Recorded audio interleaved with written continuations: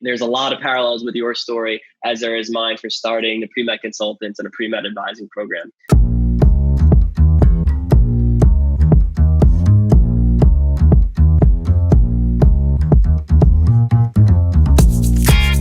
An unfortunate thing that happens in the pre-health space, which is students being told that they're not good enough to get to their desired profession. And clearly you've seen, and I've seen many times, students who have been told this and then are still able to get in after putting in the work and having the right systems in place.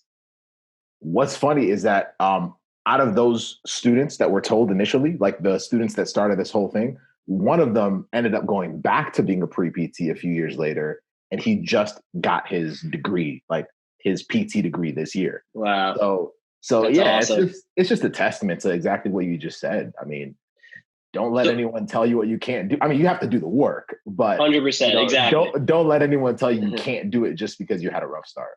Yep, completely agree. You can always improve and overcome, but you can't expect just because you're still pre-PT, you're still pre-med or whatever it is, you're just magically going to get in to that grad school program. You still have to put in the work to get there. So what would you tell a pre-PT student that maybe was just told this by an advisor, or they're just doing not as well as they'd like and are down in general? If they came to you, what would your first piece of advice be, and how would you kind of mentor them? Yeah. I would think of it like this, like, be careful who you're listening to, kind of like we alluded to before.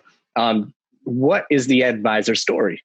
Have they ever been through this? Are they a physical therapist? Are they a physician? Are they a dentist? If not, yeah, they may have seen a few students along their path, but do they really understand what it takes to get into PT school or pre-med or med school or whatever, right? So you have to be careful about who you're listening to. Then at the same time, try and view it from their perspective as well. So you don't take it so personal. They are looking at you as just a part of their job.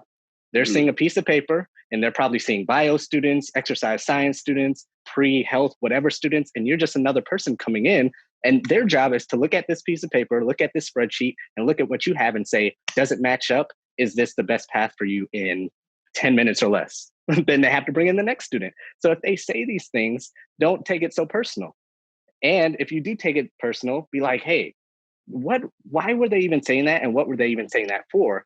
And you can either take it like, oh, well, they just don't know what they're talking about. Or you can take it and put a chip on your shoulder and be like, man, I'm gonna prove them wrong anyways. They don't even know what they're talking about. And you can use that as fuel. So I suggest to them that they try and take a step back and say, first off, who is this person even giving me this advice? Where are they coming from? And 3, how do I even want to take that information to use it how I need to use it to either change directions and take their advice to heart, or just go right for it and, completely disregard their information based on what I know about myself and the whole space to get where I need to go. So in short, I know we all know there's a lot more to that, but that's what I have them thinking about just to start off. Like those two or 3 things. And I think they should have a good foundation to move on from there. Yeah. And I think to add to that too, is like, it's just knowing that whatever you're exposed to like the most always makes sense. Right. So if someone, like, it's a really weird thing because we think that if someone tells us we can't do it, then we actually start to believe that because that's what we're exposed to. And maybe our family members add to that because they want to protect us, right? So mom is like, hey, maybe you should choose something else. She's just trying to make sure that you have a career, that you have a job. And so it's just knowing like whatever you're exposed to the most always makes sense. So if you're exposed to people that are telling you to do something else, the more you listen to that, the more it's going to make sense to you, the more you're going to be able to rationalize it. So just understand that you can choose something different. And like Casey said, you just have to be willing to take ownership and do the work.